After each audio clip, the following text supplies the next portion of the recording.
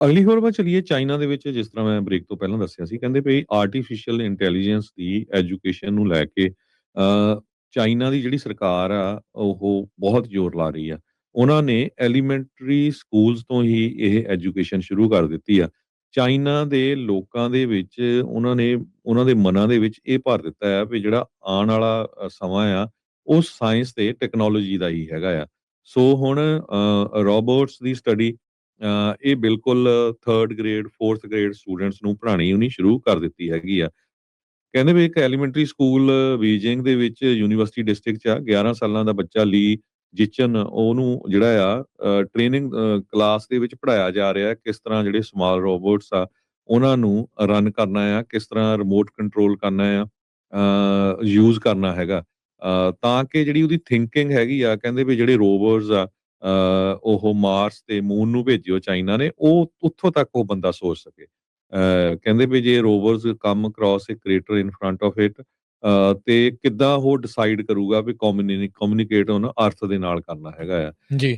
ਸੋ ਇਸੇ ਤਰ੍ਹਾਂ ਇੱਕ ਹੋਰ ਬੱਚੇ ਦੀ ਵੀ ਦੱਸਦੇ ਆ ਵੀ ਕਿਸ ਤਰ੍ਹਾਂ ਉਹਨੂੰ ਜਿਹੜੀ ਸੌਫਟਵੇਅਰ ਉਹ ਯੂਜ਼ ਕਰਦਾ ਆ ਡਰਾਇੰਗਸ ਦੇ ਲਈ, ਤਾਂ ਕਿ ਉਹ ਕਿਸ ਤਰ੍ਹਾਂ ਜਿਹੜੇ ਪੰਛੀ ਆ ਉਹ ਸਮੁੰਦਰ ਦੇ ਉੱਤੇ ਕਿੱਧਰ ਨੂੰ ਜਾ ਰਹੇ ਹੈਗੇ, ਵੈਦਰ ਦੇ ਹਿਸਾਬ ਨਾਲ ਕੀ ਉਹਨਾਂ ਦੇ ਉੱਤੇ ਅਸਰ ਹੋ ਰਿਹਾ ਹੈਗਾ।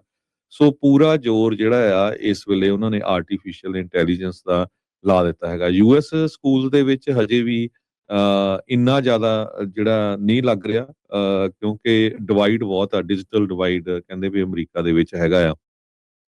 ਚਾਈਨੀਜ਼ ਅਥਾਰਟੀ ਨੇ ਇਸ ਸੰਬੰਧ ਦੇ ਵਿੱਚ ਆਪਣਾ ਪੂਰਾ ਸਟੈਂਡ ਲਿਆ ਹੈਗਾ ਆ। ਸੋ ਕੰਪਿਊਟਰ ਸਕਿੱਲ ਟੀਚਰ ਜਿਹੜੇ ਆ 3rd ਗ੍ਰੇਡ 4th ਗ੍ਰੇਡ ਦੇ ਆ, ਉਹ ਪੂਰੇ ਜਿਹੜੀ ਆ ਇਹਦੇ ਉੱਤੇ ਬੱਚਿਆਂ ਨੂੰ ਉਹ ਟ੍ਰੇਨਿੰਗ ਦੇ ਰਹੇ ਹੈਗੇ ਆ। ਕਹਿੰਦੇ ਇਸ ਸਾਲ ਦੀ ਫਾਲ ਦਾ ਜਿਹੜਾ ਸੈਸ਼ਨ ਸਟਾਰਟ ਹੋਣਾ ਆ ਉਹਦੇ ਵਿੱਚ ਹਰ ਇੱਕ ਸਟੂਡੈਂਟ ਜੋ ਐਲੀਮੈਂਟਰੀ ਤੇ ਮਿਡਲ ਸਕੂਲ ਦੇ ਵਿੱਚ ਹੈਗਾ ਚਾਈਨਾ 'ਚ ਬੀਜਿੰਗ ਦੇ ਵਿੱਚ ਤੇ ਹੋਰ ਬਹੁਤ ਸਾਰੇ ਡਿਸਟ੍ਰਿਕਟ ਦੇ ਵਿੱਚ ਉਹ ਏਆਈ ਦੇ ਬਾਬਤ ਲਰਨ ਕਰਨਾ ਸ਼ੁਰੂ ਕਰੂਗਾ। ਤੀਜੇ ਗ੍ਰੇਡ ਦੇ ਜਿਹੜੇ ਬੇਸਿਕ ਹੋਊਗੇ ਬੱਚਿਆਂ ਨੂੰ ਆਰਟੀਫਿਸ਼ੀਅਲ ਇੰਟੈਲੀਜੈਂਸ ਦੀ ਐਜੂਕੇਸ਼ਨ, ਚੌਥੇ ਗ੍ਰੇਡ ਫੋਕਸ ਕਰੂਗੇ ਡਾਟਾ ਤੇ ਕੋਡਿੰਗ ਦੇ ਉੱਤੇ, ਤੇ 5ਵੇਂ ਗ੍ਰੇਡ ਦੇ ਜਿਹੜੇ ਸਟੂਡੈਂਟਸ ਆ ਉਹ ਇੰਟੈਲੀਜੈਂਟ ਏਜੰਟਸ ਤੇ ਐਲਗੋਰਿਥਮ ਇਹਦੇ ਬਾਰੇ ਜਿਹੜੀ ਜਾਣਕਾਰੀ ਲੈਣਗੇ। ਤੇ ਉਹ ਤੁਸੀਂ ਦੇਖੋ ਵੀ ਕਹਾਂ ਜਾ ਕੇ ਉਹ ਜਦੋਂ ਕਾਲਜ ਦੇ ਵਿੱਚ ਜਾਣਗੇ, ਯੂਨੀਵਰਸਿਟੀ ਵਿੱਚ ਜਾਣਗੇ ਤੇ ਉਹਨਾਂ ਦਾ ਜਿਹੜਾ ਕੀ ਜੋ ਸਟੈਂਡਿੰਗ ਹੋਊਗੀ।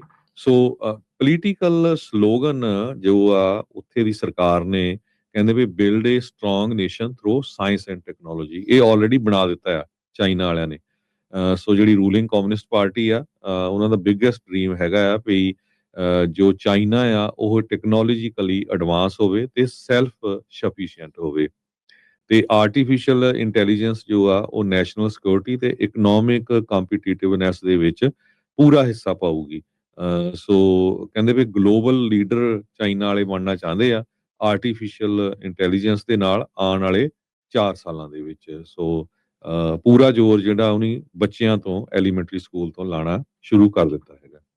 ਜੀ।